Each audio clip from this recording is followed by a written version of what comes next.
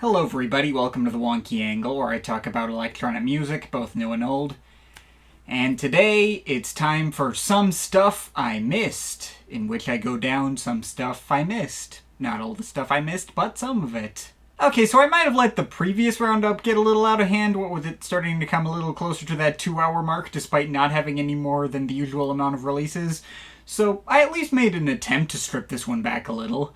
Might not be a major scale back, since there's still 25 more releases on the docket, mostly focused on the third quarter of this year, and 3 of those have mini and brief segments. Still might need to work on getting my writing to be more concise again next time, but it's something. I suspect the inclusion of a certain name here is going to get this video a bit more attention than the last 2 volumes got. I also hope that said name doesn't end up as literally the only segment people watch in this video, as there's plenty of other quality to be found here, but we'll see how that ends up going. Anyway, if you want to know favorites and least favorite tracks, check the usual pastebin document in the description, but let's not waste any more time and just get into the roundup, starting off with, from Lindstrøm, Everyone Else is a Stranger.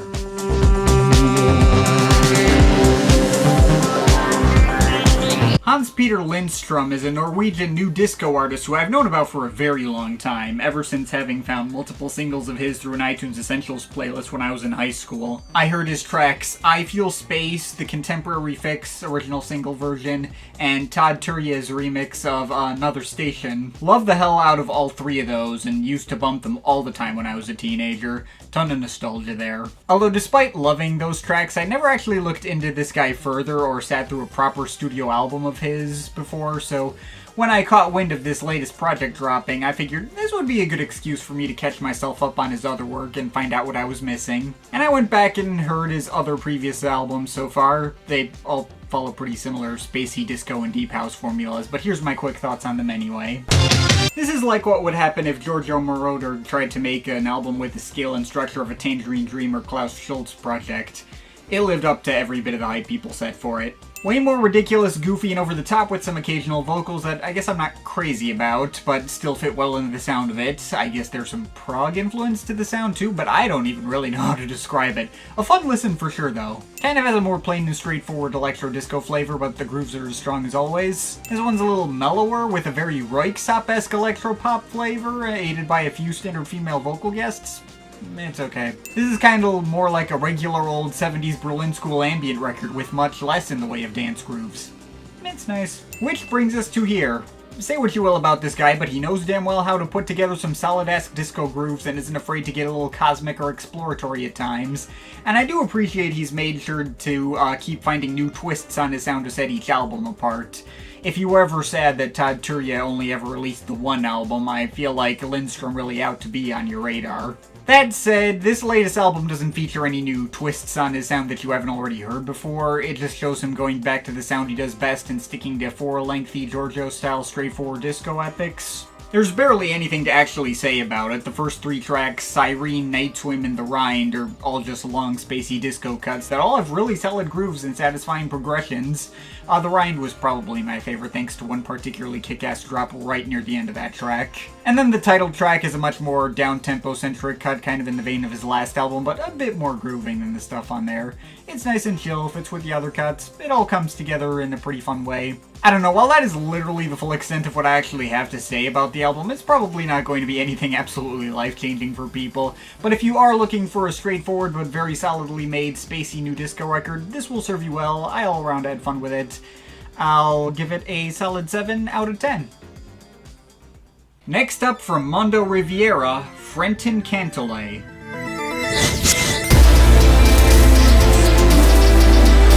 Okay, let's not waste any time with random Bandcamp diving. This is an Italian artist who I'd come across through a Bandcamp Daily feature, delivering one of the most creative, off-the-wall, and experimental blends of sounds I've heard in a while, combining vaporwave and a few glitch elements with some traditional world music influences, mostly Asian. I do often say when covering random Bandcamp recs that a given project is particularly unique and not quite like anything else out there, but that really goes double for this one. You're really not going to come across any other albums that sound like this. There's a ton of variety in terms of the sound play here, be it tracks which kind of deliver these stereotypical Asian melodies filtered through vaporwavy synths and samples as seen on tracks like Compacts or Sun City or Otanto, The latter might have more of a Caribbean or other island influence instead, aided by all these island guitars and synth xylophones, but it is a really pretty and uplifting closer. There's tracks which lean on the subtle and down-tempo side, like Greco or Bari Sisi, which deliver a lot of odd and well-textured liquid atmosphere and some bright and pleasant melodies.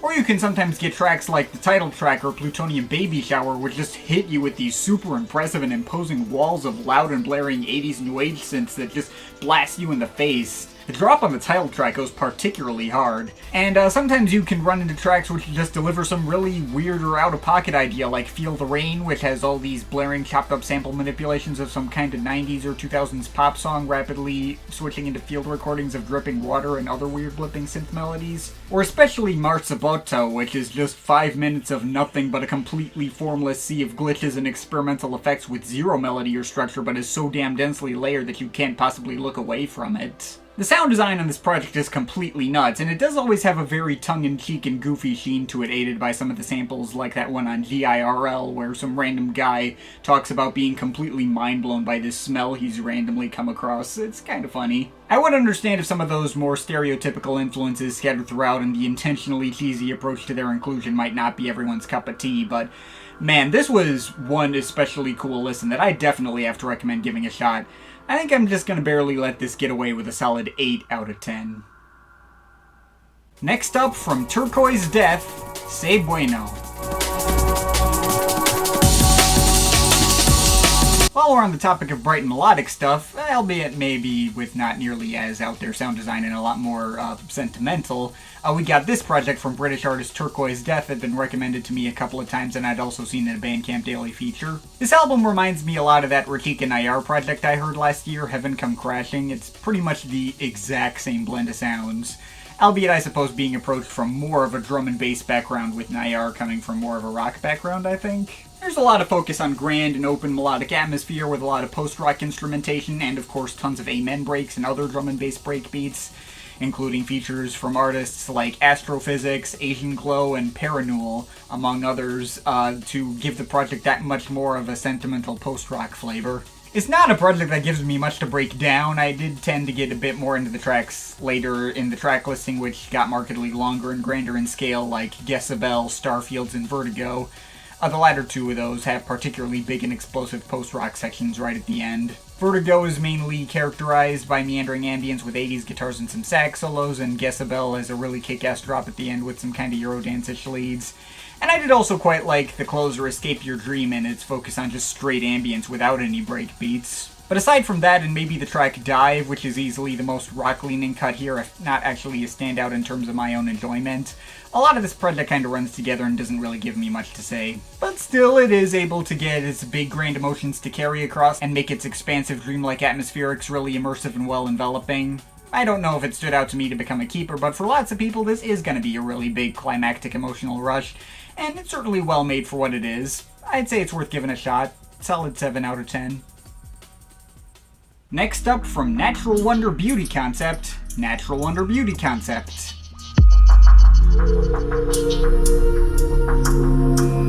And while we're on the topic of very pretty and emotionally resonant material, albeit with a very different vibe, this is kind of an ambient trip-hop collaboration between Anorak-san and Brian Pinheiro, aka DJ Python, that's been getting a decent amount of buzz. And it's some very laid-back and moody and atmospheric stuff. Trip-hop is definitely the most obviously present flavor, primarily thanks to all the sultry but airy vocals provided by Anorak-san. He fits really well next to all these nocturnal instrumentals and frequently gives tracks like these a similar energy to Sounds from the Ground's vocal tracks, such as Beautiful Feeling and all those, especially when it comes to her vocals on the opener and closer, Fallen Angel and World Freehand Circle Drawing, respectively. He's delivering a lot of very peaceful and serene but melancholy performances that I like a lot. And when some of those mechanical beats come in on a track such as Clear, it really gives off those Massive Attack vibes. The instrumentals themselves, though, do tend to have a little bit more of that late 90s IDM flavor in terms of the particular sets of synth and percussion tones being used.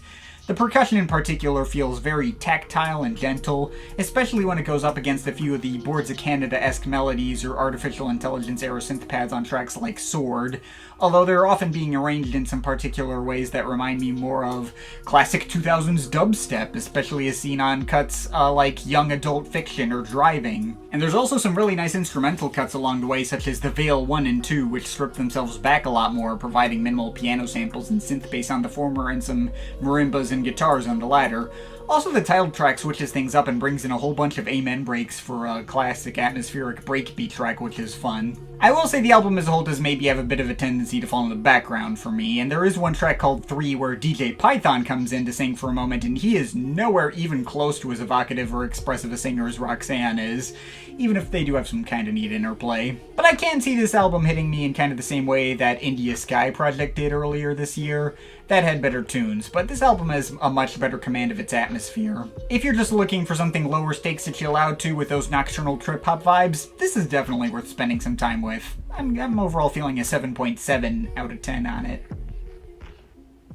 Next up from Loht Vostok, Keme.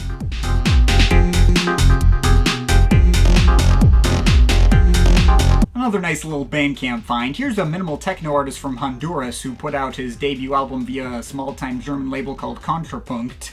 The grooves here are really slick and clean sounding, but still go satisfyingly hard and have plenty of punch to them. Kind of giving me similar vibes to certain parts of that Carl Cox project from last year, albeit with more present melody.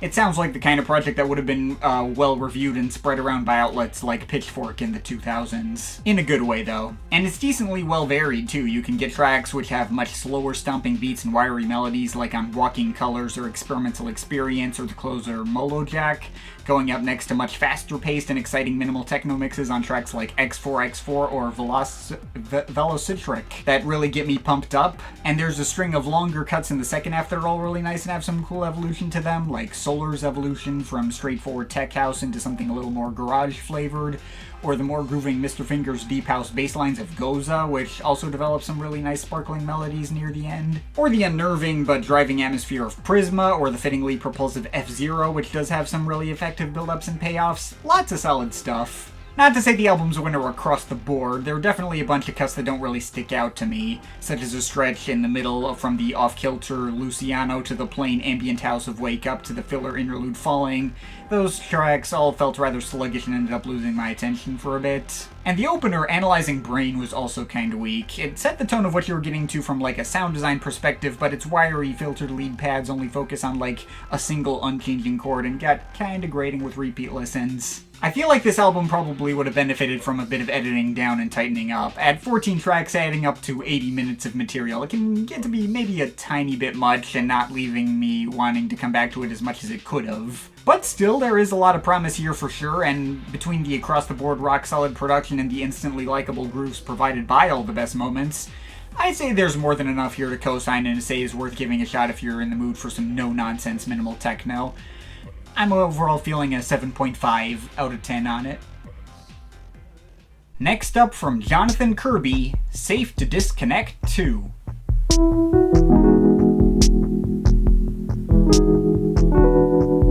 Alright, this might be the most out-of-left-field Bandcamp find in this roundup since I didn't even find it through the new and notable section like I normally find this kind of thing, even though it did show up there later.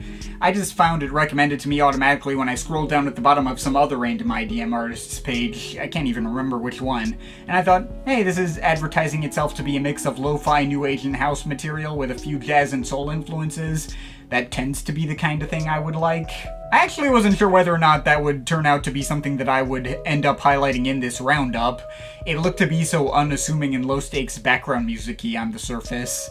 And if I'd heard any of his previous releases before checking this one out, I don't know if I would have come around to give this the time of day. His old albums, like Safe to Disconnect 1 and Loved Ones Daily, look to be chock full of tiny, less than 2-minute fragments of lo-fi synth excursions, with some neat laid-back electric piano that, while all pleasant, didn't really elevate itself to anything special within those genres from what I've heard of them. Aside from maybe one of those fragments being a random Eric Satie cover, which was kinda cool. But I hadn't heard that stuff before just jumping into this purely out of curiosity and in the need of something to listen to while working on something unrelated.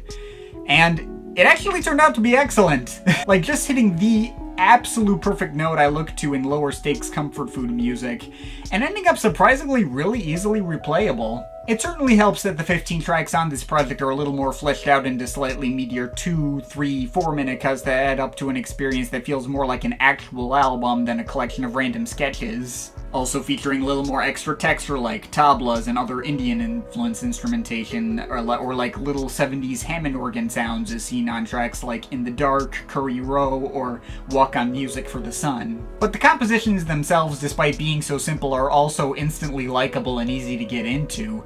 A lot of these tracks just have almost nothing to them besides little synth arpeggios and tapping drum machines, and give off a relatively carefree atmosphere. A few tracks such as After Dark really start to give me the same energy as early period Mathematics or Nork and Solstatic Bureau, and hit a lot of those big nostalgia notes that those projects can hit for me. But it's of course the jazzier cuts that really start to pull me in. Not just cuts with mildly quirky but moody piano interjections like Irving or New Girl, which oddly give me like a Charlie Brown TV special feel despite not actually sounding like that. But what really sold me that this album was something special was a couple of tracks where these lo-fi string samples come in. See Give Up the Thing You Love, Crossroads, or So Much in Love, where this album is suddenly able to hit on a sincerely deep and heart-wrenching emotional level that I was just not prepared for at all. Cuts like these have a similar energy to, like, Panther Du Prince's Saturn Strobe, but approached from a much jazzier angle. It does strike me as a bit of a missed opportunity that So Much in Love is not the album closer, nothing against the synth doodle and house excursion that come after it, but that track feels so ready-made to be the big climactic tearjerker ending to this whole project, and it almost feels weird for the album to keep going after that point. I guess it's not too much of a bother, though. I also feel like those heavy emotional moments wouldn't have hit me nearly as hard if they didn't have all the much more casual-sounding moments to surround it. It just feels like an album that captures the ups and downs of everyday life. Maybe some weird things can happen, and maybe something tragic or beautiful can happen, too. All of it feels like it served a greater purpose and context to make all of those moments feel that much more true to life. I don't know what else to say. I really was not expecting this one to hit me on the level that it did, and I also wouldn't be surprised if other people hear it and don't really see what the big deal is, but I've grown to love this, and I absolutely have to give it my recommendation. I'm overall feeling an 8.3 out of 10 on it. Next up, from George Clanton, Ooh Rap By Ya.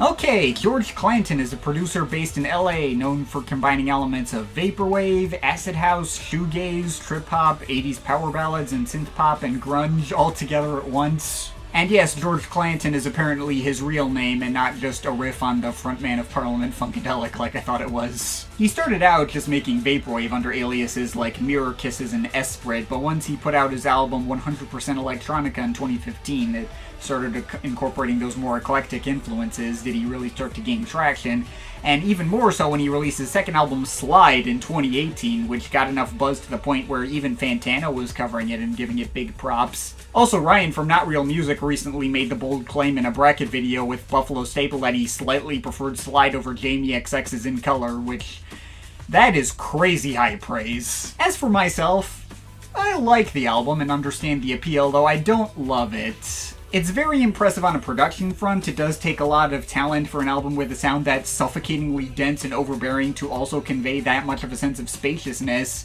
All the melodies were really bright and colorful and really added up to the nostalgic 80s vibes he was going for while still sounding easily unique enough to stand apart from any other 80s nostalgia-fueled projects. And the album's opener had a lot of sick sax solos. The trouble was that album completely ran together and had almost zero variety. All 10 tracks on there were borderline identical, and I'd never be able to tell them apart. Once I got past how impressive the core sound and style was, I didn't feel like there was enough substance to make me want to come back to it. It was the musical equivalent of a very pretty concrete block. Now, as for this latest album, Ooh Rap By Ya, on the surface, it is the exact same album as Slide all over again. The only difference in terms of the sound that I could tell was a few light 90s influence thrown in, such as some like blubbering acid synths on a track like Punching Down, or some standard classic break beats on tracks like Subreal, and it is almost exactly as samey as Slide was, with basically every track containing the exact same mix of musical ingredients. However, even if this album didn't really address my issues with Slide, I am more inclined to say that this was a noticeable improvement on it, just because the actual hooks and tunes on this thing are way more easily memorable. The tracks may sound more or less the same, but I can have a much easier time recalling what they sound like just because the melodies and delivery are better. Whether that be on actual full songs like Justify Your Life, which is close to being a proper 80s new wave ballad in the vein of like the psychedelic Furs, with a very Richard Butler-y vocal delivery to match, or on a track like For You I Will, which features Hatchie coming in to just make wordless vocalizations in the background, but I can still remember exactly what she sounds like. I also like how the melodies and vocals on Vapor King are directly remixed and rearranged on the following track, Subreal, which makes them feel like part 1 and part 2 of the same track. And of course the best cut by a long shot is the lead single, I've Been Young. The tune on that one and how those big 90s pianos, trip-hop breakbeats, and Moby-ish string pads all come together is so instantly likable and hits with so much impact that it's likely to at least go down as one of my favorite individual tracks of the year. Is this album as a whole one that I see myself keeping around and returning to a lot? Honestly, not really. Again, it still runs together a bit too much, but this is probably the most I've gotten his style myself, even if I'm still left wishing for something a bit better varied. If you've really gotten into anything George Clanton's done before, you'll love this as well. I'm overall feeling a 7.3 out of 10 on it. Next up from Len Faki, Fusion.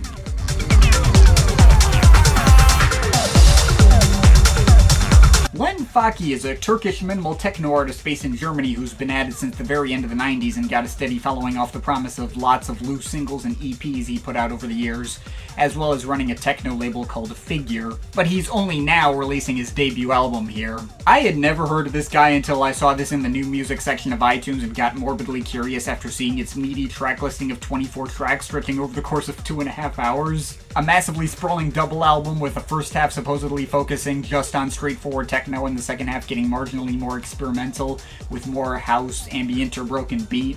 If there's literally any critic on this platform that is gonna have the patience for something like that, it's gonna be me, so what the hell, I threw it in here.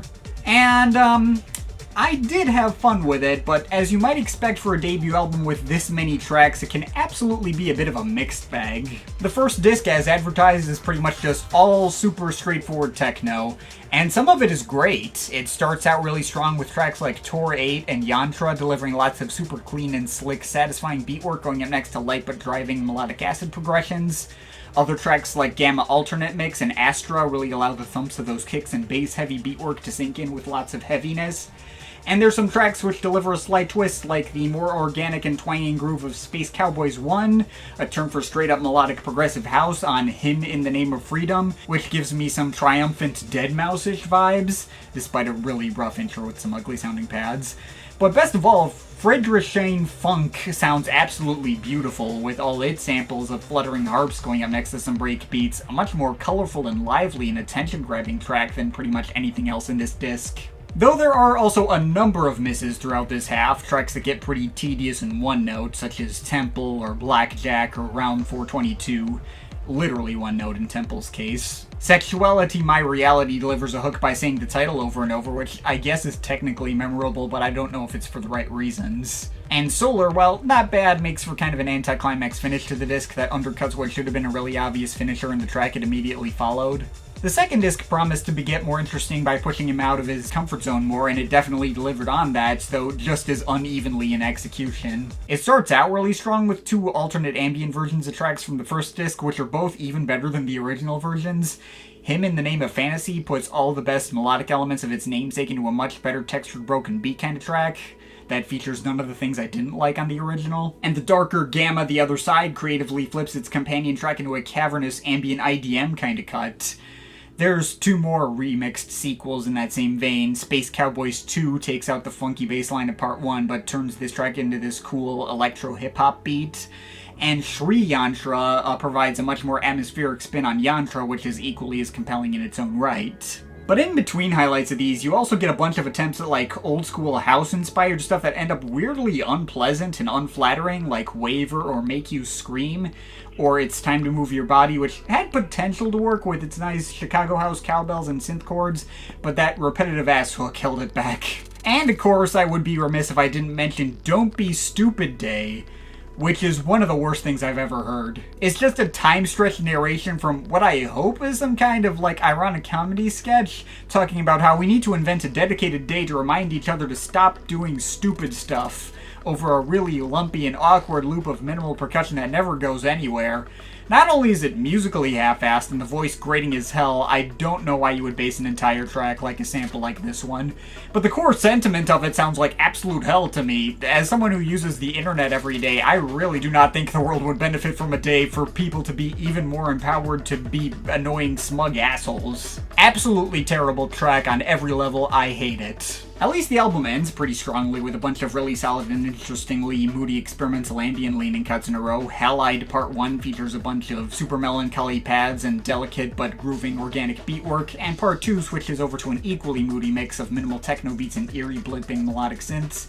Both tracks were made as a tribute to his mother who passed away during the making of this album. The near 10-minute Laya gets even darker and more downtempo with its blend of chilling pads and bass lines and tapping 808s, adding up to a vibe that reminds me of the Outer track Eggshell, with plenty more progression, just less instantly iconic melodies. And the closer Voices starts out sounding like a Boards of Canada tribute with its melancholy pads and number station samples, but slowly evolves into liquid drum and bass by the end of it. Could also do without the occasional little synth riffs that almost sound like a crying baby, but it is a nice finish. And all of this leaves me very conflicted on the album as a whole. In one breath, I was rarely thinking about the album's runtime when I was going through it. Every big low point would typically be counterbalanced by a high point, and aside from maybe a few parts of the first disc, I was never outright bored by it. At 2.5 hours, the lack of tediousness is something to be proud of, but it also very much strikes me as the kind of album that at best you gotta pick and choose your favorites and toss out the rest. There's lots of quality, but it's way too inconsistent to recommend in its full entirety. Len Faki's 20 plus years of experience in visceral, slick, and well-polished techno production certainly shows, but his lack of experience in actually putting together a cohesive album also shows as well, so I'm overall feeling a 6.7 out of 10 on it. Next up from Speaker Music, Techxodus.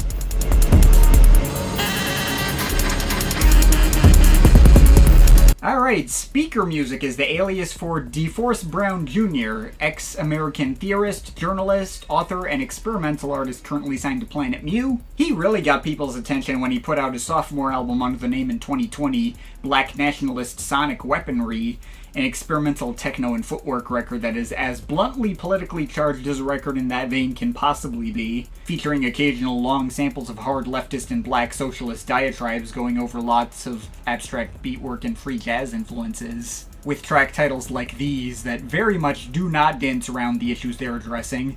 Fittingly released on Juneteenth, right around the time of the George Floyd protests, and obviously just as relevant right now as when it dropped. This latest album very much continues off the ideas and sounds that his last album explored, although it's not quite as unignorably blunt about its political messaging, instead going out of its way to create black music that sounds technological rather than music made with technology, to quote the album directly. Building off the Afrofuturist themes that artists like Drexciya explored in their music, as well as referencing them directly in some track titles, even getting the guy who made the album artwork for some Drexciya projects to do the artwork for this album as well, ambitiously aiming for a sonically intense tribute to any and all African American, African, or other black contributions to the world of electronic music as we know it, especially taking heavy influence from the Detroit techno scene, creating an experimental free jazz influence spin on the sounds of people like Jeff Mills and Underground Resistance and plenty of others, while also weaving in samples of crowds of African warriors on tracks like Holosonic Rebellion or Dr. Rock's Powernomics Vision, or chopping up gospel choruses and chaotic jazz recordings on the especially epic closer Astro Black Consciousness. Oh yeah, and the actual listening experience provided by this album is one of the most disorientingly out there things I've heard all year. If you're looking for traditional melodies, you better look elsewhere. Aside from some mildly calming drone pads on a couple of tracks, like the opener deprogramming the Atonist World Order, among a handful of others, any melodic synth textures introduced feel very sharp and dissonant if they're there at all. See all the squealing leads going up next to the pure ambient drones and chaotic choir samples on Our Starship to Akia Sindor, and a lot of the time the focus is put more on the abstract rhythms underneath, which themselves are very off-kilter. The whole album is going out of its way to be very off-putting and not pleasing in the traditional sense. Not even getting into tracks like Just Grew, which can maybe become a bit of a headache with how much they chop up and reverse these very harsh and brittle samples of horn sections that don't align themselves to the grid of beats underneath. Or even dipping into straight up experimental noise on a track like Feenin, which also chops up some samples of some R&B pop track in a cool way as well. All that definitely adds up to a listen that I got more out of on a cerebral and intellectual level than I did on a visceral personal enjoyment level. Some of it could be a bit too out there for me to easily connect with. Also, as a side nitpick, I do wish so many tracks didn't end in such out-of-nowhere and abrupt hard cuts which serve to make the experience feel sloppier and more disjointed than it needed to be. On my first listen, I was like, I don't know. I respect its ambition and like what it represents, but I don't know if it's my thing. Although I ended up warming up to it with more repeat listens and getting into how uncompromisingly no-holds-bar it was and how well it nailed down that experimental science fiction atmosphere by way of all the old-school Detroit techno textures. Also think it's pretty well paced in sequence, with all these cuts reinforcing each other well, while being well varied enough to never run together. Absolutely not gonna be for everyone, but if you're looking for one of the most challenging and daring experimental techno releases you'll hear all year, I'd definitely say this is worth hearing. I'm overall feeling a 7.3 out of 10 on it. Next up from Disc Track, Faceless Surroundings. Okay, next on the list of random Bandcamp findings is this very young house producer based in Buffalo, New York. I found out about him after recently discovering that Instagram DMs are a thing that exists, and someone I've regularly seen in my comment sections and elsewhere randomly messaged this album to me. It seemed interesting enough, so I threw it in here. As far as super straightforward house music goes, this stuff is pretty nice. Think if DJ Sabrina the Teenage DJ actually knew how to exercise restraint. Just a lot of super crisp and uplifting house cuts, and that's all you get. There's never much to any given track here, it's just constantly trying to deliver solid danceable grooves that don't require much brain usage and are plenty satisfying on their own, be it basing themselves around atmospheric samples like on Isolate, or much punchier and energetic ones like on Damage Control or Shine, tracks with slightly more distinct textures like the funky 90s MIDI organs on Inertia, or tracks like Left or All You Wanna, which base themselves around pretty catchy repetitive vocal samples. The track Left sounds like the singer is saying, "And you knew I'm a cactus," which I cannot get out of my head. There's even a few very slight vaporwavy touches to tracks like Warmth of Touch or Take All You Need that end up giving me very similar vibes to an artist like Naked Flames. There's some nice calmer and more stripped back moments like the intro Lost in Water or the more 808 heavy Black Artifacts, and penultimate cut Software Groove covers itself in stock Windows sound effects, which is pretty damn cool. Granted, as nice as all of this stuff was, I do think there's some clear room for improvement here. Pretty much every track here sticks to one idea without ever really building upon it or progressing it in any way, which can maybe lead a few of the longer tracks such as the 90s house piano-driven Insomnia or the less pleasant grooves of cuts like Love Me, She Doesn't Care to maybe start to fall a little bit towards the tedious side. At worst, the percussion loop that each track is built on is satisfying enough to carry the tracks anyway, but even the best tracks here can be a bit on the repetitive side, and definitely led to me hitting a limit to how deeply I could get into it. Still, this guy is very young and pretty unproven as of yet, so I can certainly see him having the potential to grow this style into something special further down the line. We'll have to see. In the meantime, this is still a fun listen, and I can co-sign if you're in the mood for some no-nonsense house. And I'm overall feeling a solid 7 out of 10 on it. Next up from Hello Meteor, Earth Journos.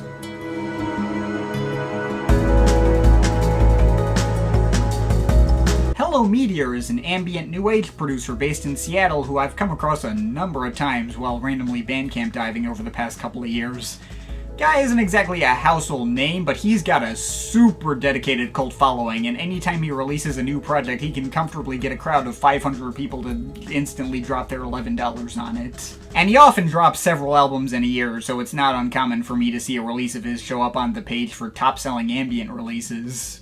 Now, I won't lie, without even listening to his stuff, he struck me as a very aesthetic bait kind of artist. Like, between his album covers playing really heavily into that stock 90s VHS style with all the geometric shapes and Saved by the Bell designs, and even labeling his albums as tapes, guy is playing so hard into the crowd that made Vaporwave and Chillwave a thing a decade ago, it's almost a little eye-roll inducing. Which did also leave me skeptical on how deep his actual music could go, whether there was any substance to the surface level vibe he was trying to set, or if he was just trying to make generic study music not designed for active listening. But as someone whose lifeblood is ambient music, the kind of person who checks the ambient charts on Bandcamp semi-regularly and holds up a new age CD that came packaged with shower cleaner as extremely formative to his music taste as a kid, I felt like I ought to at least give his stuff a chance. I figured surely this guy's hype has to come from somewhere, and I can't really judge unless I hear a full album. Now, truth be told, I was originally planning on covering his most recent album, Traditional Dreams, for January for this segment, but that project turned out to confirm a lot of the bad feelings I had about his music. Certainly pleasant in the background, but near impossible for me to give my full attention, save for a few isolated moments and liking in enough distinct flavor beyond the shallow 90s nostalgia to pull me in. I may have possibly walked into that one with study music literally being one of the Bandcamp tags on that one. So in the interest of fairness, I decided to highlight a different album he put out way back in this past February that, despite sounding almost exactly the same, actually did end up pulling me in more effectively and reminded me of why I actually mess with this kind of music every now and then. I'm not going to say this is an absolute masterpiece either, it's more stuff that sounds designed to be shipped straight to the Weather Channel to underscore their forecasts.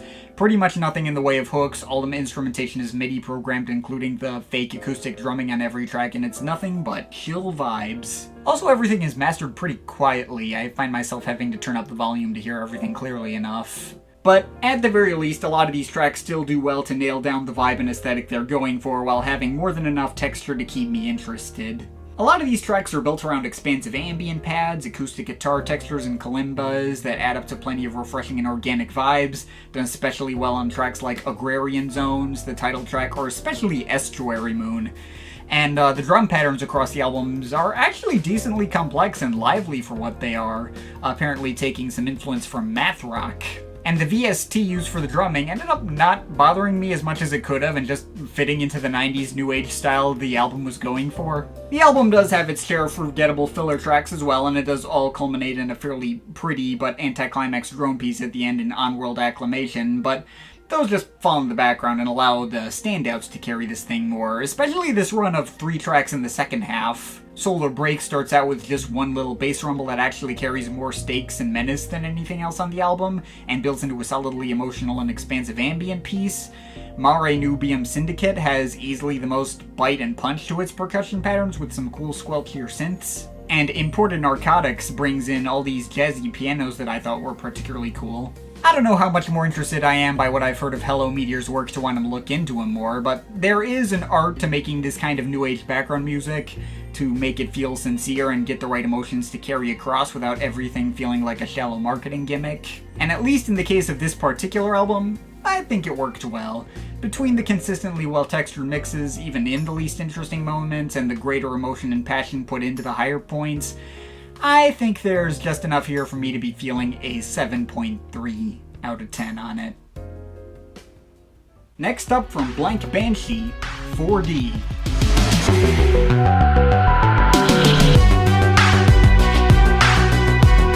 Well, I guess it's been a sufficient amount of time since we got a Blank Banshee record. Gotta be honest, I feel like I should be more excited for the kind of stuff he brings to the table than I typically am. He was a legit game changer for Vaporwave and Trap back in the day, and I always tend to enjoy his well-textured mixes of those genres combined with IDM, various nostalgic and hyper-polished 80s and 90s synths and rhythms, and maybe some world music flares and various rave styles thrown in there for good measure. He's all but guaranteed to provide an engaging listen that hits just the right balance of being highly experimental but easily approachable, and he hasn't put out a record yet that I've outright disliked or that I even thought fell below good territory. And yet, whenever a new release of his comes up, I'm just like, okay, sure, looks like we got another Blank Banshee record to check out and stuff in one of these roundups to maybe get some more clicks, and then I'd never come back to listen to it again. I'm never actively excited to get into a new release of his, and I'm not entirely sure why. Then again, in the case of this specific release, I think it may just be a regular all-over-the-place mixed bag that doesn't really live up to his previous standards. I feel like his previous work always had this sense of more delicate and labored subtlety that straight up feels missing out of this project. I felt like the compositions this time around felt oddly thin and not quite as layered. Not to say there aren't still solid highlights like the hyper-aggressive opener run and the fast-paced experimental techno of Scud, the peaceful minimalistic vibe created by Minesweeper, and the particularly solid melodies on tracks like Spirit Season, and especially Contra and Lost Angles. It's really like the pianos on the latter. Also, the Bandcamp exclusive bonus track Revelation made for a nice little ambient-leaning outro I quite liked. But there's also tracks like Sundial, Good Times, Pegasus, or Trojan Horse that totally fall into the background for me. Tracks like Dome 23 and to a lesser extent Tracer, which stick firmly to cliched trap formulas. Or even tracks like Time Thief and Warhead, which may have a lot of interesting experimental flares and run through lots of change-ups, but the overall sound palette is really grating and annoying and just totally ended up pushing me away.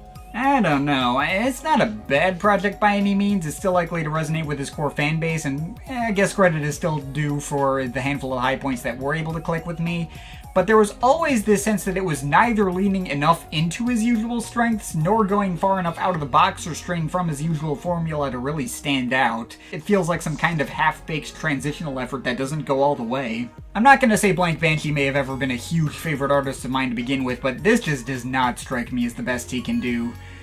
Honestly, kind of a letdown, and outside of maybe 4 or 5 solid tracks, just wasn't that fun of a listen, and I'm overall feeling a 5.7 out of 10 on it. Next up from James Blake, Playing Robots into Heaven.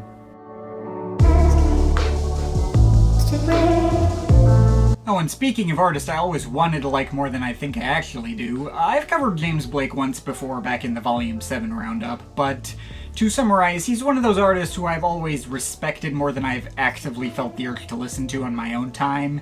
He may be extremely influential on the entire indie pop scene, and he may have his own trademark sound and approach to vocal delivery and production that I will nearly always actively dislike if someone else tries to replicate, but he himself can get away with just fine because it feels like his thing and no one else really does it better. I'm happy that James Blake continues to be a presence in the electronic music world and carving out his specific niche of moody indie pop, though he never had any projects before that really clicked with me on a deeper personal level.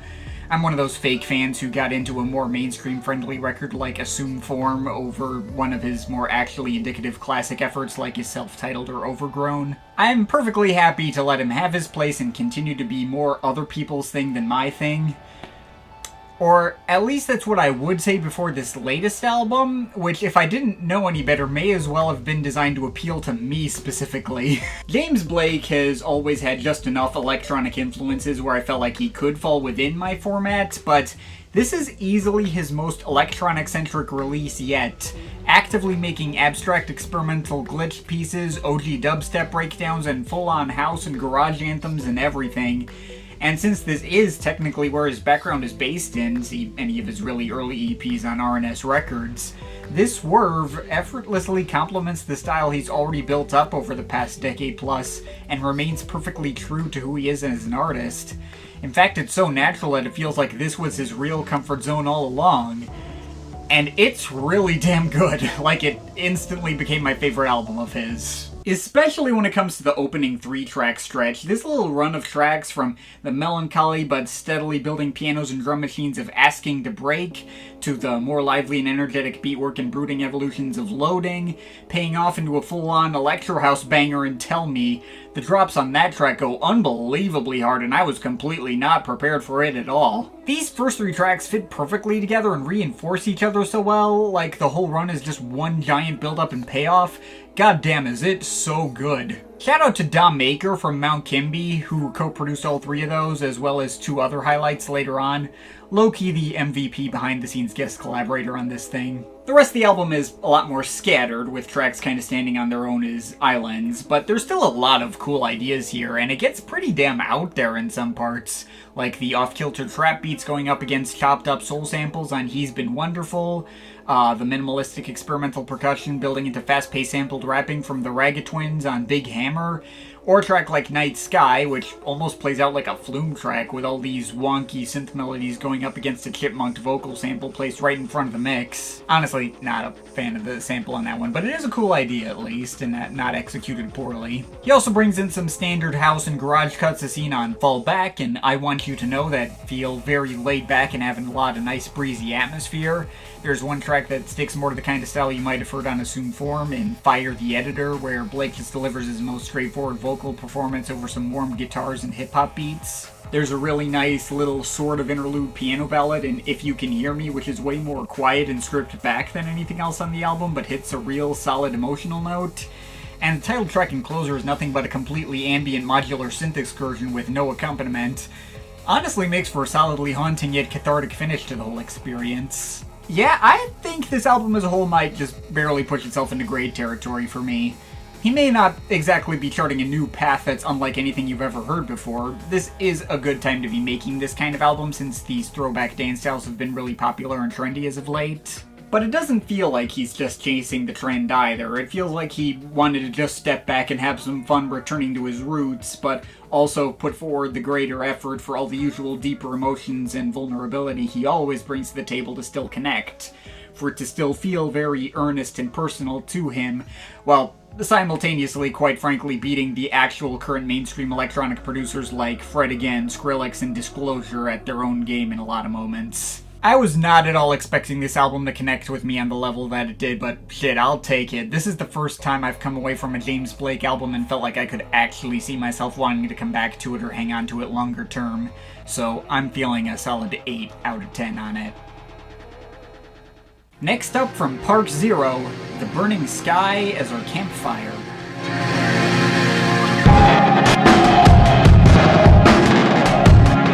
Now, speaking of artists taking a swerve I wasn't expecting towards territory that appeals more to me than usual, noise artist Park Zero, who I've covered once before in the Volume 7 roundup, has decided to significantly strip her ordinarily far more abrasive and aggressive sound back on a project crossing lines with 90s drum and bass and ambient stylings. Not to say that more intense noise background can't still be heard in the way the mixes are constructed to be pretty bricked out and in your face with plenty of distortion around the edges, but there's not nearly as much of that as on her previous projects.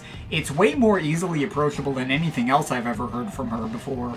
And it goes over really well, too. It feels really well fleshed out and even well varied. Tracks going from combining drum and bass with post-rock and even a little shoegaze, with some airy guest vocals from Avenod on the opener Moon. Tracks which get a lot more glitchy and IDM-centric, like Step and Streetlight. A slow burn epic soundtrack piece like Float, which has both dramatic ambience and slow but really hard-hitting percussion to make it feel really big and imposing. Tracks which have a more laid-back atmospheric house approach, as in the case of Butterfly or Edit.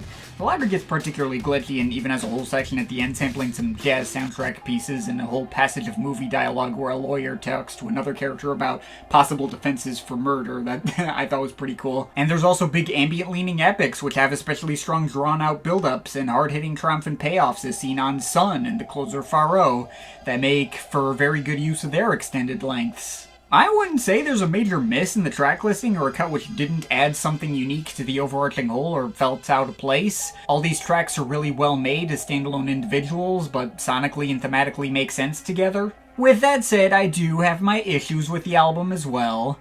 And my biggest complaint is that the pacing on this thing feels very uneven. Looking over the track lengths on this thing, there's a 12-minute opener, a 9-minute centerpiece, and a 9-minute closer, and everything else is a much more ordinary length, with tracks sitting around 3 or 4 minutes. The longer tracks do feel like they justify their length, but their slower and more drawn-out scope doesn't entirely fit with the much tighter construction of the shorter tracks, and it makes this album's pace feel like it's unnaturally speeding up and slowing down a lot. Not to mention, there is one cut here that I probably would have just cut out of this thing altogether, and it's actually not the less than a minute interlude radio, it's the 3-minute ambient cut Death. In a vacuum, this track is nice and pleasant and has some cool, uniquely guitar-driven atmosphere, but it doesn't really add anything of consequence. And being placed right after the already fairly ambient passages of the track Sun just feels like a further drop in the pacing in a spot where something a bit more energetic to pick the pace back up was needed. Something that could have been provided by the tracks that immediately follow it. But still, for all my issues with this album's overall construction and flow, it is still really damn solid. The atmosphere is well nailed, the build-ups and payoffs within the tracks themselves are always really satisfying, and even the melodies and tunes are pretty strong as well. Successfully shows a whole new side to Park Zero that I didn't know she had in her. Definitely worth checking out. Give it a shot. Overall feeling a 7.7 out of 10 on it. Next up from Robyn A1200, out of office.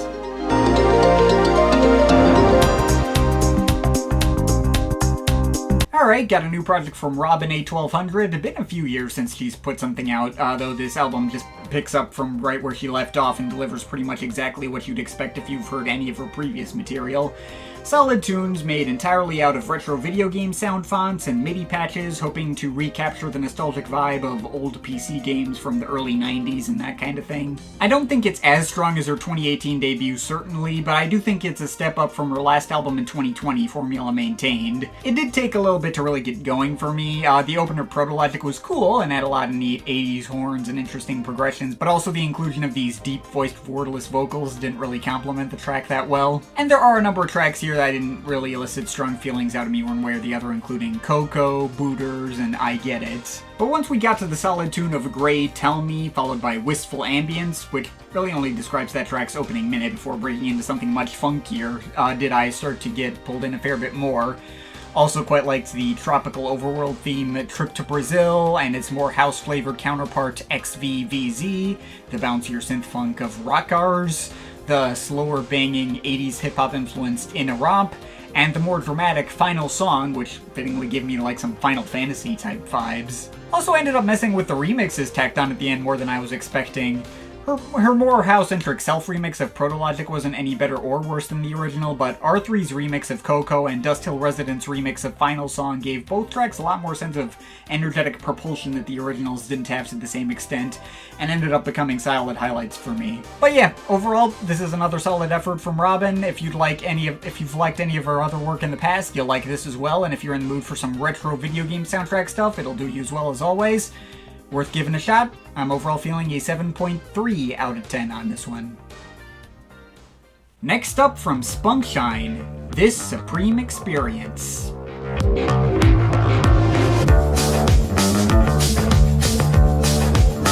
And speaking of artists delivering the usual as well as you'd expect, here we go with another Spunkshine record, and big surprise, it's a lot of fun. I wasn't going in expecting this round to hit the same heights for me as his last album, A Memory of Something Vast and Elemental. That's still probably his strongest album to date and totally blew my expectations out the water. But this is more of a return to the status quo for him. An all-around solid mix of grooving bangers with quirky downbeat cuts and all the same styles as always. Hand-waving an actual Sentinel event might very well be the best opener on a Spunkshine album that I can even remember. This is a massively heavy big beat banger with super visceral bass lines and breakbeats and guitars. It's like a Chemical Brothers track that's honestly markedly better than anything that showed up on their last album. And on Bandcamp, it's bookended with the similarly bassline-heavy Training My Army of Washing Bears as a bonus track. Really warbling bass on that one that has a bit of a modern dubstep flavor, but not really. Most of the rest of the album tends to fall a little more into the quirky down-tempo side of things. See the various evolving phases of tracks like Many Worlds and Unobtainium, or the emotional string and piano-backed soundtrack piece Affecting Local Realism. But we can still get some explosive moments in, quite literally in the case of a track like Dimensional Chaos, which despite its slower tempo and unrelated sidetracks into tribal percussion, has the super intense blasts of bass that are super satisfying at one point. And Hegemony of Action is a solidly grooving deep house leaning cut with a lot of forward reversed vocal samples. Some tracks like Anticipatory Nostalgia, Crippled by Inertia, or Endorsing the Retro Encabulator tend to fall on an even more subtle and stripped back approach, while Very Nice Again, and the latter makes good use of its 8 minutes with plenty of change-ups, maybe didn't hit me on quite as deep a level or feel as exciting as some of the other big highlights here. And the album's standard ambient closer, Spooky Action at a Distance, is a little bit on the anticlimax side, but they're all nice too. I'm massively oversimplifying for the sake of keeping things brief, of course. All these tracks have plenty of further nuances within them to keep things consistently interesting as always, but at the end of the day, it's another Spunkshine album. If you've been following him for long enough, you probably know what you're gonna get.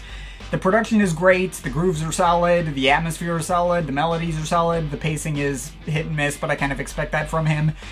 Obviously not as stellar as his last album, but it's definitely one of his better efforts over the past couple of years. About on par with something like We Will All Be Wrong Someday. If you're a fan of his before, you'll get everything you'd want that he can always deliver, and I was more than happy to eat it right up.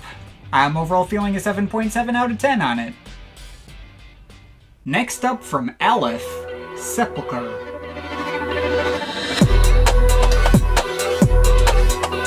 Right, ALEPH is back. After coming off the heels of his excellent debut album Ego Death in 2021, it appears he understandably hit a bit of a creative roadblock. How does one follow up a project so grand and ambitious in scale like that? Where does one even go from there?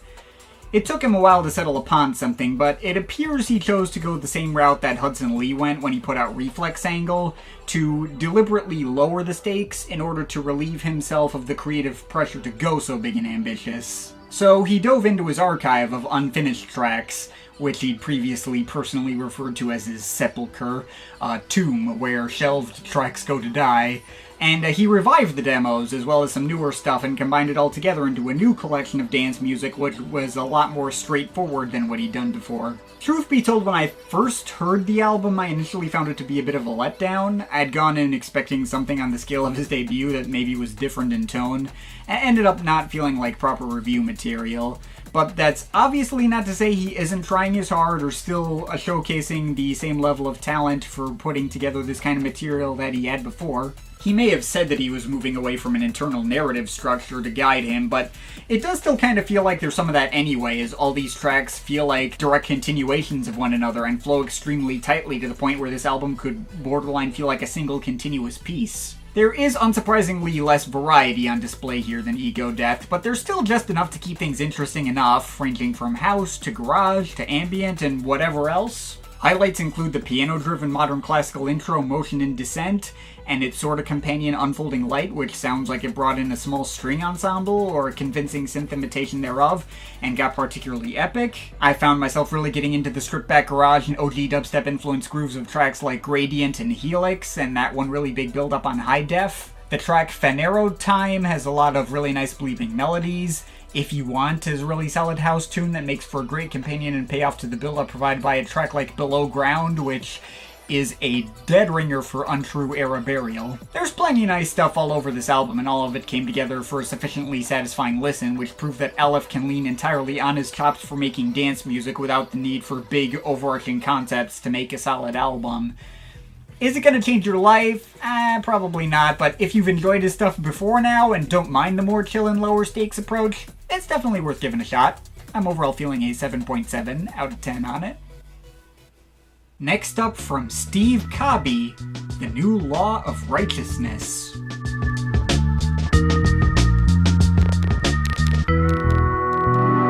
Steve Cobby is an artist best known for having been one half of the 90s downtempo outfit Fila Brasilia, an outfit I semi-recently caught myself up on the back catalog of on my own time. I'd have a lot of the same things to say about all their albums, but check out Old Code's New Chaos, Maim That Tune, Black Market Gardening, and Power Clown.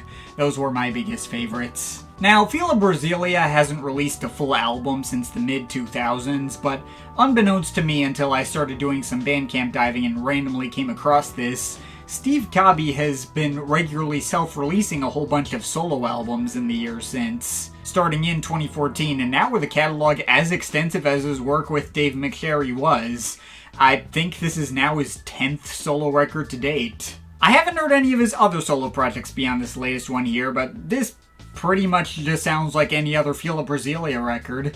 Especially the early period ones like Name That Tune and Mess and all those. He's a bit more laid back, a bit more focused on like melancholy acoustic guitars and a couple of occasional Asian flares in the instrumentation, as kind of implied by the album cover. But otherwise it's pretty much more of the same kind of stuff that he was doing back in the 90s, and I really can't complain about that. All the guitar-centric chill-out tracks are really solid. Tracks like Viva Melvin, Ikigai, and especially All the Faith I Had no effect, are definitely able to hit on a deeper emotional effect. And if you're looking for something more grooving, he's got you covered there too. Tang Ping is really breezy and refreshing and uplifting. The World and Your Place in It has some really deep and round but still heavy and funky synth bass lines running through it, which I like a lot. And probably my favorite track here was Everything Is Smoothed by Time, which is as close to that classic Ninja Tune sound as you're going to get with that old hip-hop breakbeat and bass line, going up next to the jazzy vibraphones and warm synth pads that all come together in a chilled out but subtly mysterious, dark and menacing mix that probably would have fit right at home on, say, Amon Tobin's first two albums. Not to say the album's entirely spotless, I wasn't as interested by the groove on the 4 Fs, and the big 10-minute penultimate cut Growing in Lunar Soil turned out to not be as much of a highlight as I'd hoped either. While I do like it and the off-kilter but meditative and well-layered experimentalism it can deliver, it does feel a bit emotionally distant. It's not a winner on the level of old classic Fila tracks like At Home in Space or Soft Music Under Stars, which its length and placement in the track listing had me partially expecting I was gonna get. But still, I definitely all-around enjoyed this album. If you're a Fila Brasilia fan or an early Ninja Tune fan and missed out on it, I'd say it's worth checking out. Solid stuff. I'm overall feeling a 7.5 out of 10 on it. Next up from SVVLO, Over the Dunes.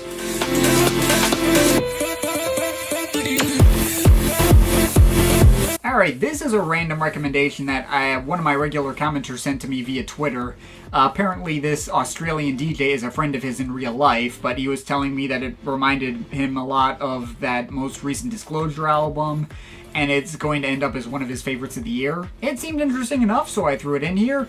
And yeah, SVVLO is definitely delivering a lot of really solid and well-polished house and drum and bass grooves all over this album. If not for the fact that I directly recognized a bunch of FL Studio synth presets that I've used in my own music, including like the exact same piano VST that I use, I might have even thought that this was the kind of thing that I would expect out of a major label artist and not an unsigned, near-complete unknown like him. When this album is good, it's really damn good. There are a handful of standouts that like really hit me effectively, like the super fast-paced house beats and soul sample chops on Dunes, the really heavily and satisfyingly stomping piano house of Scirocco, the more subtle groove of Nama with its amen breaks and Robyn-esque synth blips, the deeper piano-driven down-tempo cut Aura, which reminded me a lot of that LPGOV project from earlier this year, and the full-on drum and bass of the closer Lush, which once again used its pianos to some solid emotional effect.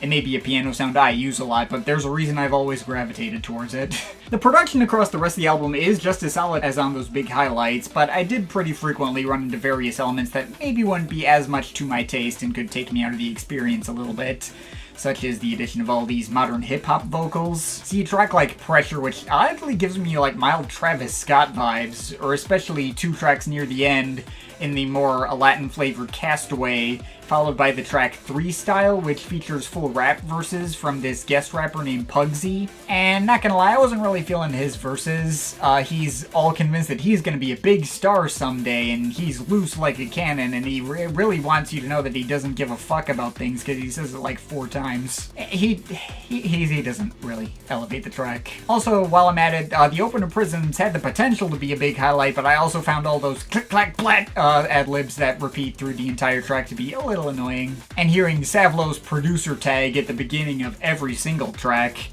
while I'm partially glad it's there since I wouldn't know how to pronounce his name without it, I definitely got sick of hearing it every 3 minutes. All this stuff may pretty much amount to small nitpicks, but they might start to pile up a little bit. The whole project gives off this constant sense like everything is making a play for some kind of mainstream radio crossover, in a way that I might have found a little distracting and prevented me from feeling like I was likely to keep this around longer term. Still, I seriously doubt any of my issues are going to be that bothersome to the audience he's actually trying to cater to with this album. And even with all those issues in mind, I still enjoyed the album enough to call it good. My feelings are very much in the same category as that disc track album I talked about earlier in this roundup. At the end of the day, I think he's got plenty of potential, and if all of this sounds like it'd be interesting to you, I'd definitely say it's worth a shot. I'm overall feeling a solid 7 out of 10 on it. Next up from Surgeon, Crash Recoil.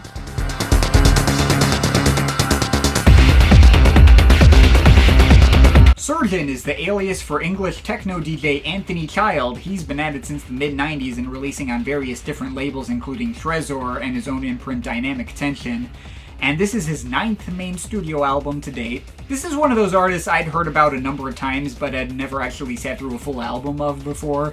And given his history and reputation, I felt like he's the kind of artist I ought to be more familiar with than I am. So purely to satisfy my own curiosity and to add some further variety to this roundup, and also given the specific kind of hyper-straightforward industrial techno music he makes, I figured I could probably fit my thoughts in a relatively small amount of time without dragging things out too much. I took the opportunity of this latest album to go through his previous studio album discography so far, and here's my quick thoughts on those. This is about as simple and straightforward as techno can get while still being listenable. Definitely not going to be for everyone, but it went decently hard. I generally had fun with it. Like the last album, but significantly better fleshed out and more fully realized. Some tracks hit me more than others. It does lose some steam near the end, but I'm definitely starting to get where this guy's hype comes from. Slight improvement on the last album's approach with enough distinct ideas to never feel like a straight rehash of it. This is the one I'd heard about the most. It takes the formulas and ideas from the last two albums and restructures them over 4 much longer and more steadily evolving tracks.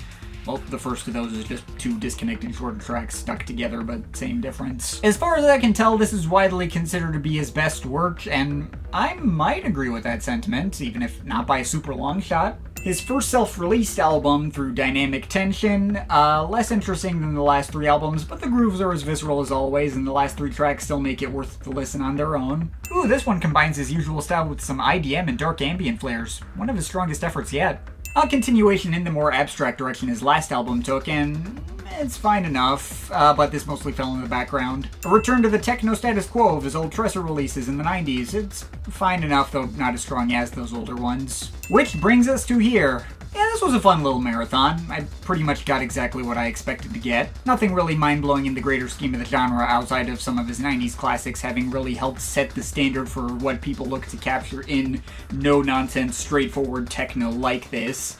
But the guy's reputation for making strong techno grooves precedes him, and he knows how to make this specific kind of material very well. Anyway, this latest project marks his return to releasing on Tresor Records. I had a feeling it wasn't going to be anything game-changing either, but I kind of just jumped into it to see what we got.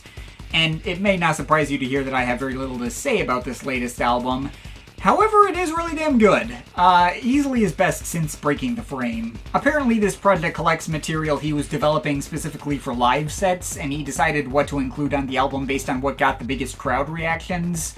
And that definitely shows, since these tracks show him perfectly crafting huge build-ups and payoffs and some of his most viscerally thumping and banging techno mixes yet. Like the kind of stuff that feels like it would go over great in a live setting and make everyone in the vicinity involuntarily move along to the beats. Tracks like Oak Bank are nailing spooky and haunting acid melodies. Tracks like Leadership Contest and Second Magnitude Stars are introducing exciting change-ups that really get you hyped in the moment they kick in. And that entire final 3-track stretch is going to be the most transcendental experience you're going to get out of minimal industrial acid techno all year. God damn do they go so hard. Especially the track Masks and Archetypes, that's the best one here. Sure, there are tracks here and there like Metal Pig and We Laugh and Clap at the Circus that don't really deliver all that much in the way of interesting ideas or progressions. And as with most Surgeon records, it's definitely not a listen that gives you much to latch onto from a sound design level. If it doesn't speak to you on a bodily level, then you're probably not going to get much else out of it. But there is so much here on that visceral bodily level that it's hard for me to complain too much. If it sounds like it appealed to you, give this a shot. I'm overall feeling a 7.7 out of 10 on it. Next up from World's End Girlfriend, Resistance and the Blessing. World's End Girlfriend is the alias for Japanese producer Katsuhiko Maeda. He's been putting out material since the early 2000s. I had never heard of this guy before, but multiple people recommended I check this album out and seemed like really excited about it, so what the hell, I threw it in here. It's definitely a project that has like a specific signature sound to it. It sits somewhere between like big, epic M83 style soundscapes with lots of glitches and occasional fast-paced breakbeats that reminds me a lot of artists like Sweet Trip or Rachik and IR, or maybe that Turquoisedeath album I covered earlier in this roundup. But combine that with classical orchestral music. And mind you, not really modern classical, not people bringing in pianos and orchestral instrumentation with arrangements that could complement more modern pop or soundtrack music. Well, there is plenty of that here too, but more often it feels more like the Beethoven and Bach kind of classical, like it's taking samples and performances from stuff that was written centuries ago. But there's also a lot more to it than just that as well. This album is also delving into lots of other different genres. There's post-rock tracks, there's glitchy IDM cuts, and ambient cuts, and full-on noise pieces, and all sorts of other stuff. And it also needs to be said that this album fucking broke my brain. For the sake of my sanity and not overextending this video, which is running on long enough as is, I'm actually not going to delve much into the individual tracks on this thing, because there's 35 tracks on this album that add up to over 2.5 hours. They vary extremely widely in length, anywhere from 50 seconds to 10 minutes. Loads of interludes, but also just as many really long tracks on top of them. And the album absolutely does run together in one gigantic blur for me. I am left not knowing what the hell to even think of by the end of all of it. I heard this album once, and I was like, alright, I'm good. I don't need to hear that again. To say it's a bit much would be the understatement of the year. Surprisingly, though, that has little to do with the length. Like, it's 2 CDs. It's not the end of the world. It only got to be a headache right at the end. No, that more has to do with how the overall vibe of the album would leave me very conflicted, with lots of parts I liked and didn't like. And actually the biggest turnoff was the classical elements. I may like orchestral music, but more in the vein of soundtrack compositions or occasionally symphonic prog rock. Actual proper classical and Baroque music and that kind of thing is not my thing at all. That's just been the case since I was like a really little kid. It makes me feel weirdly tense and on edge in a way that I can't really explain properly in a segment like this. And it's kind of the feeling I get out of most of this album, just this weird, old-fashioned classical stodginess carrying through most of the tracks here that I don't really care for, going up against Sweet Trip-style glitchy bombast and even actual harsh noise on a couple of tracks made my brain go in like 50 different contradictory directions, and I had no idea what to feel. The 10-minute Ave Maria cover was absolute hell for me. I already don't like that composition, and deep frying it into a noise piece makes it worse. Even if it would make perfect sense to me if that was the best track for some other people. But at the same time, the vast majority of the album was perfectly pleasant to listen to, if just not always evoking strong emotions out of me. There were also tracks here where the classical elements were haunting in a good way, like Reincarnation No. 9 Fire Walk With Me, or Godless Altar Part 2, or See You Again. There were tracks that ditched the orchestra altogether for regular post-rock or ambient pieces I really liked, like Sacrifice or Himitsu, and one full-on IDM glitch piece in Blackbox Fatal Fate Part 1 Monolith that would have been great if not for that Ventolin-style tinnitus ringing in a bunch of parts. Can you tell I have a lot of weird, conflicted feelings on this album? At the end of the day, I cannot reject this album out of hand just due to my personal taste hang-ups. I can see exactly how people can get a transcendental experience out of this and can still easily recommend it to anyone who's more of a fan of those styles than I am. For me personally, all those rapidly switching positive, negative, and middle-of-the-road feelings, I think just canceled out into me thinking it's just pretty nice, if not really for me, and leaving it at that. So I'm overall feeling like a 6.7 out of 10 on it. Next up from Lusine, Long Light. Damn, Lusine, now there's a name I haven't thought about in a long time. I discovered this guy back in 2017 when I reviewed his last album, Sensory Motor. If you want more detailed thoughts, you can go look up that old video. If you want a quick recap, he's an IDM artist currently based in Seattle who's been pulling out material that, while mostly derivative of various other artists on the scene, ranging from Maudiker to Aerovane to Fortet to Tim Hecker and plenty more, has remained fairly consistent in his own right since he started in the late 90s. His early catalog is a lot more abstract and abrasive, but his sound got progressively more accessible as the years went on, to the point of ending up in straight-up synth-pop and electro-tinged house on his last 2 albums. His best album for me is still easily Serial Hodgepodge from 2004. The rest I haven't really come back to since making that video, but I remember generally liking all of them, and they seem to hold up from cursory previews I gave back through them. So when I saw he had a new album, I made sure to throw it in here, and after hearing it, it's alright.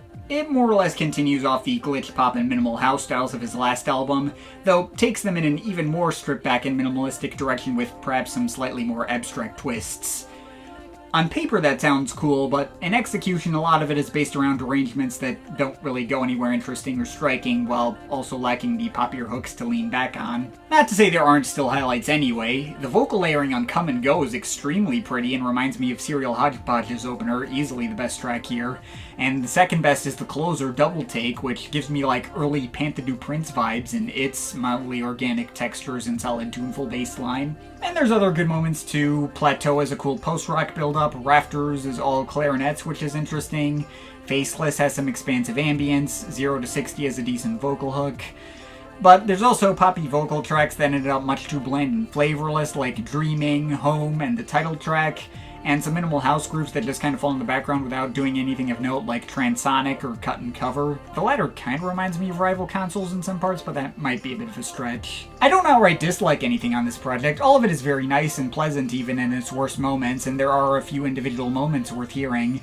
But on the whole, it's just kind of forgettable and doesn't really stand out to me. The sounds he explored in this vein before may have been refreshing to me back in 2017 since there wasn't a lot of stuff out there like it, but after the past couple of years have had such a major resurgence of house music, a project of this tone and style doesn't quite have the same novelty, and unfortunately Lusine doesn't really have the tracks or tunes to make him rise above the crowd this time, so I'm overall feeling a 6.5 out of 10 on this. Next up from Jlin, Perspective. It's interesting to think that this is my first time properly covering a project from experimental artist and Planet Mew mainstay Jlin. I've known about her since she first broke out in 2015 with her debut album Dark Energy, and she was on my radar enough that I nearly covered her second album Black Origami in a video when it was new. Although that ended up not happening since I did not have the stomach for her brand of experimentalism at the time and I didn't know what to do with it. Nowadays I've come around to agree with her hype and think both of those projects are quite solid and pretty one-of-a-kind percussion-centric mixes of footwork, juke, and other adjacent genres, presented in a really off-kilter and interesting manner. I guess this latest project technically qualifies as her third album, though it's more of a mini-album, just 6 tracks adding up to under a half hour, and CD versions add on her Embryo EP from 2021 just to flesh things out a little more. Also, since both are collaborations with Chicago's Third Coast Percussion Ensemble, apparently the acoustic classical version of these pieces, performed by said ensemble, got her nominated for a goddamn Pulitzer Prize. So, regardless of that or the scanter length of this thing, Perspective does have the distinct honor of being the first project of hers that I enjoyed on first listen. It's no less off the wall than her usual fare, and sticks to the mix of styles you would probably expect, but I did get into it pretty immediately. The well-layered mix of drum machines and other MIDI percussion on Opener Paradigm, as well as sort of reprised on Dissonance, was pretty striking and investing right off the bat, and kept me guessing where it was going to go next. A track like Obscure was a total banger, despite me not always being able to tell what the time signature is. And tracks like Fourth Perspective and Duality even introduced proper melodies in the way of various vibraphones and bells, which were instant winners in my eyes, and provided a much prettier angle to this otherwise very percussion-heavy offering. The only track I was less hot on was maybe Derivative. The squelchy lead synths and standard trap influence beat on that one reminded me of some of the more grating ideas that you would typically get from artists like Hudson Mohawk and especially his Tonight project. But it did still go decently hard enough to not be too bothersome for me. Overall, this is definitely a solid effort. While it's nothing that strays too far from what you've already heard from her before, it executes them in a particularly fun and investing way that never steps on her previous project's toes.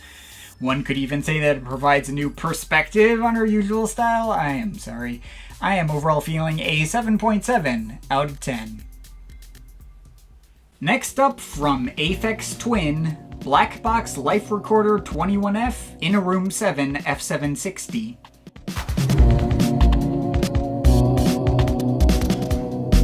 Hello, welcome to the video. I hope that through my inclusion of this EP in this roundup that those skipping to this segment might go back and watch literally any of the other segments in this video, or if you haven't been watching these roundups, I might urge you to check out some of the others, like maybe the previous two in this year. I cover a lot of really good and often even great music in these Some Stuff I Missed roundups. Stuff that might end up on my year-end list. You might find stuff you really like. I can hope, at least. Anyway, I guess I gotta talk about Aphex Twin again, and well, I will say this is technically the best project he's put out since Cyro, which is to say, it's decent. Heck, the lead single, Blackbox Life Recorder 21F, is notable for finally raising the bar back into actual good territory. It may have the exact same lifeless synth palette as all his other post-Cyro stuff, but it had an actual tune to back itself up. In fact, the most memorable melody I'd heard out of him since Mini Pop 67. It's something. And the way he rearranged all the ingredients going into that track into the darker Parallax mix was pretty neat too. Inner Room 7 F760 sounds exactly like the stuff he was doing on Collapse, but at least served as a welcome little punchier burst of energy in context. And Zin 2 Test 5 is a track that exists and I really don't care about. Look, at the end of the day, I'm only including Aphex Twin here because he still generates so much consistent hype off the back of all the classics he put throughout the 90s and 2000s, and putting his name in the title of this video will be a good way to get me more ad revenue and hopefully point more people towards other artists who deserve more attention covered elsewhere in this roundup. I haven't genuinely cared about anything Aphex Twin's done after Cyro. All the projects he's put out after that just sound like boneless leftovers from that album and run together in the same old lifeless mush of mildly pleasant but forgettable abstract analog synth and drum machine meandering. And this EP honestly is no exception. Now that we're coming up on almost a full decade removed from Cyro with so little having changed, I feel like he could announce a full-on 7th studio album and I wouldn't even be able to get properly excited for that anymore. It kinda bothers me that this is the bar now, that a collection of 4 more scraps with one track having a good tune, one being a decent remix of said tune, and one track having some energy behind it technically qualifies as my favorite thing he's done since 2014. At this point, I honestly feel like I'd be happy if he just retired and never released any new music again, pulled up Boards of Canada and disappeared into his shell and with his truckloads of money. Well, okay, I've heard he still kills it when he plays live, so I'm happy to see him continue to tour. But in terms of his studio output, it's clear he hasn't had anything meaningful to add to the conversation in ages. If you still got a really deep and meaningful experience out of scraps like these, that's great, I don't want to take that away from you. I think it's perfectly fine and competent for what it is, and the one genuinely good tune is at least something, but if you ask me, there's a whole world of better electronic music out there you could be paying attention to instead. Hundreds upon hundreds of artists who will never see even a tiny fraction of the success that Aphex Twin can see just for sneezing on tape, but who put tons of passion into what they do just as much as Artie Day did in the 90s and clearly is not really doing anymore. Again, this EP is fine. I got more out of it than I thought I was going to, but there's a lot better stuff. I'm not going to pretend this is special. At this point, it might be time to bring your attention elsewhere. I'm overall feeling at my most generous, like a 6.5 out of 10 on it. And finally, from Asura, Renaissance. Oh hey, Asura! Now there's a name I hadn't heard from in a long time. This is the alias for French psychedelic ambient / psytrance producer Charles Farewell, although the project started life as a group including Christopher Mays and Vincent Villois, the latter who would obviously later go on to become better known as Ace Dana. And the first Asura album, Code Eternity, in 2000 was also the very first release on the now legendary ambient label Ultime Records. And Farewell just went on to keep releasing solo albums on Ultime every now and then under the Asura name, which were frankly a fair bit better than the material under the project back when it was a group, and I'm getting a little ahead of myself. How about I just go down his discography so far? Okay, as mentioned above, this is a collab between Farewell, Christopher Mays, and Vincent Villois. It's kind of just a very standard go-a-trance, side-trance sort of project. Very nice for what it is, solid propulsive grooves and immersive atmosphere, but there's not a lot of a distinct flavor to it in the context of that particular genre, and both Farewell and Villois would go on to release more interesting stuff on their own. Okay, so Villois left the group to focus on his solo work as Ace Dana, and was replaced by Alex Ackerman for this one album that did not release on Ultime and isn't even available on streaming services at the moment. If you want to hear this one, you gotta look it up on YouTube. It's also pretty neat. This one's a lot more trip-hop and new age flavor, like a William Orbit Strange Cargo release or something, though the production here is a little on the thin side, and I think much better stuff was yet to come. Like this! This is where Asura just became Charles Farewell's solo project as it remained from here onwards, and it's freaking great. A really effective combination of what worked on the first 2 albums, combining the straightforward psytrance sound with more open and expansive soundscapes and a few world music influences thrown in for good measure, really nailing down the signature Asura sound. The first and last tracks are definitely the best ones. Golgotha sounds like you could soundtrack an Indiana Jones movie, and La Chanson de Carla sounds kind of like a Jean-Michel Jarre-style melodic synth piece with a satisfyingly heavy backbeat. But the whole album's great and deserves more attention. Basically just a repeat of the last album without as big individual standouts as Life Squared's opener and closer, though about equally as strong as a whole anyway. Really picks up in the second half too, as the album takes a bit more of an uplifting and positive direction, including a few neat new agey and cinematic elements. This one never stuck with me in college, but it was a lot better than I remembered upon revisit. Quick move over to Altar Records. This is a compilation of tracks previously exclusive to various artist comps, with 2 extended versions of tracks from Lost Eden, and 1 new previously unreleased track called Planisphere 7, which is probably the best cut here. It's not absolutely essential listening, but very nice stuff as usual. And then there's this criminally underrated gem. This wasn't too well received upon its release, thanks to a distinct lack of psytrance in a few tracks near the end, especially Lonely Star, incorporating more modern EDM and electro elements. Perhaps even the tiniest bit of dubstep.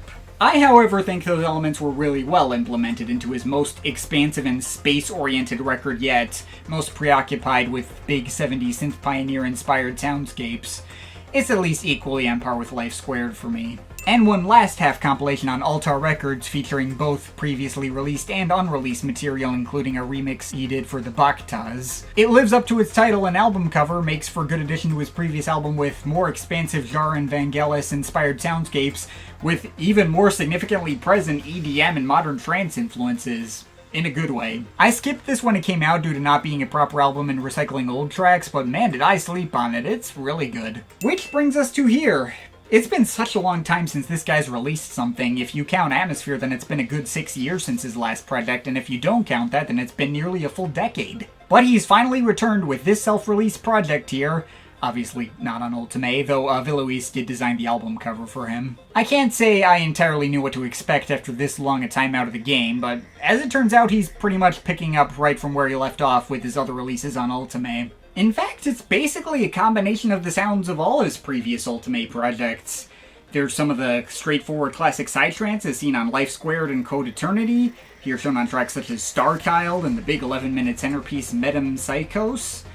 There's some of the big uplifting soundscapes with lighter dance grooves that colored 360, shown on tracks like When We Were Tomorrow and Candy in the Sky. And there's some of the heavier 70s synth pioneer and lightly EDM influenced stuff as seen on Radio Universe, here explored on tracks like Life 3, I Am, or especially the opener Ouvre les Yeux, with its much slower beatwork and astoundingly pretty keyboard melodies, really recapturing what I loved about an old track of his like Lonely Star. The album even has some of the well-textured world music influence material that previously showed up on Lost Eden and elsewhere, recapturing those epic Indiana Jones adventure vibes I loved about an old track of his like Golgotha into a new track like Please Breathe. It leaves no era untouched, and there's even a nice tender little classical piano ballad at the end in Brother to cap everything off. I will say there's nothing here introduced that you haven't already heard him explore on previous albums, and no bold new directions or ideas that push him out of his comfort zone, which does leave me maybe a little bit conflicted, but I'm also more optimistic about this one's chances of sticking with me longer term right now, since all of the actual material on display here is exactly as good as the stuff he was doing back on his Ultimate releases. Good enough where the old stuff doesn't make any of it redundant. It also never ran together like, say, Carbon-Based Lifeform's Derelicts did, instead making each track feel like a big important moment in its own right.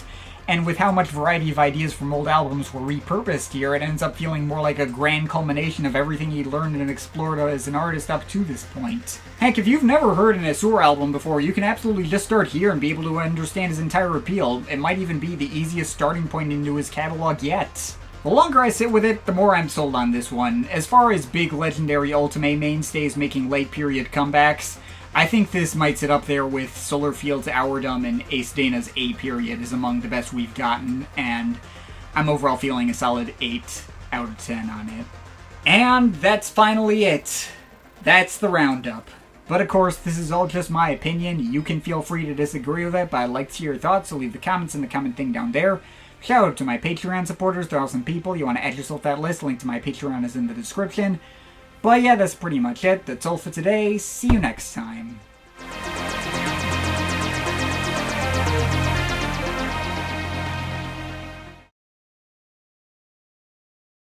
Hey, just so you know, we are conducting a test of the emergency systems, alright? You're just gonna get an alert on your phone. And one full-on IDM glitch piece in Blackbox Fatal Fate Part 1 Monolith that would have been great.